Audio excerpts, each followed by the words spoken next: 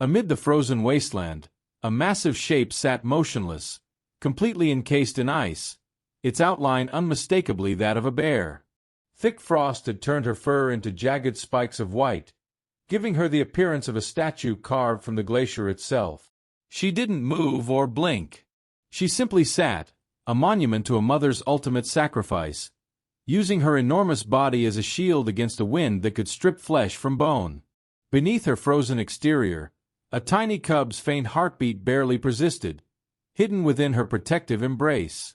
Lucas Hayes, a seasoned northern ranger who had seen almost every peril the Arctic could deliver, almost drove past the frozen figure. Through the blinding snow, it looked like a strange rock jutting out of the ice. But something primal in his instincts urged him to stop. He killed the engine of his snowmobile, and the sudden silence was swallowed immediately by the howling gale. Wading through waist-deep drifts, shielding his face from the cutting wind, Lucas saw the texture of fur beneath the ice. His heart pounded like a trapped bird. The mother's eyes were sealed shut, her head bowed. She had endured the storm without moving, keeping her cub hidden.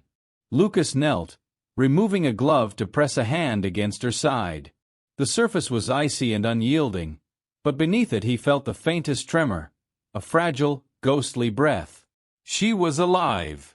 Desperation surged through him as he chipped away the ice around her chest, revealing the cub, motionless and fragile, almost indistinguishable from a toy. Its shallow breathing was barely detectable, and the storm had cut off all communication. Lucas faced a terrifying choice: leave to get help and risk losing them both, or stay and gamble with his own life.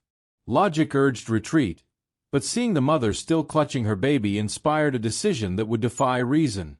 He secured the cargo sled attached to his snowmobile and, using all his strength, winches and levers, managed to drag the enormous unconscious bear onto it. She was dead weight, heavier than anything he had ever lifted.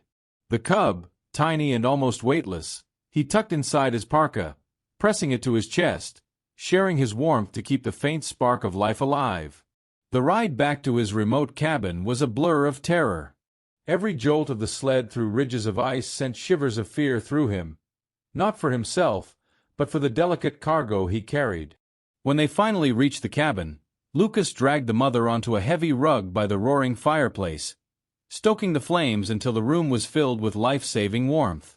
He spent hours massaging her limbs with warm towels, coaxing blood through frozen muscles without shocking her system, while the cub lay unresponsive against her. Then a tiny squeak broke the silence. The cub's eyes fluttered open, dark and confused, weakened by the cold. Lucas rushed to the kitchen for a bottle of warm goat's milk.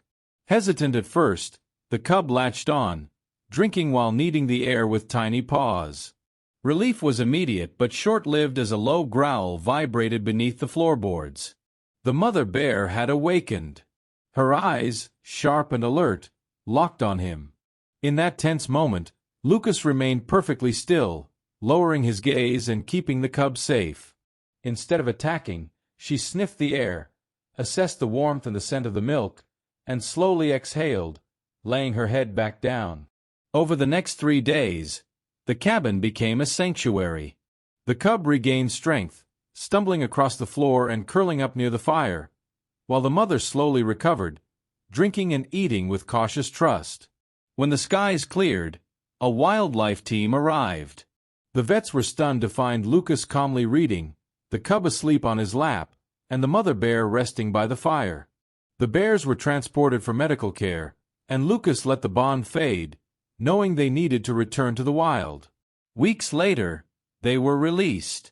Life at the cabin resumed its quiet rhythm, but months later, Lucas found offerings left on his porch: a freshly caught fish, a seal carcass, placed by the mother and cub as tokens of gratitude, respecting the distance between them yet maintaining the connection. If this story warmed your heart, take a moment to like, share, and subscribe for more incredible stories of courage and compassion. Sometimes the most remarkable miracles happen right in our own backyards, where even the fiercest creatures can show gratitude and trust.